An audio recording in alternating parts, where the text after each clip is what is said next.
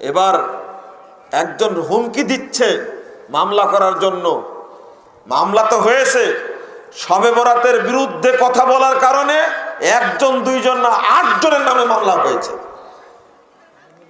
আমরা বলি মামলা তোমরা করতে থাকো যত পারো, আমরা মামলা করব না, আমরা মামলা করব আল্লাহর কোর্টে ইনশাআল্লাহ। আল্লাহর কোর্টে মামলা করব।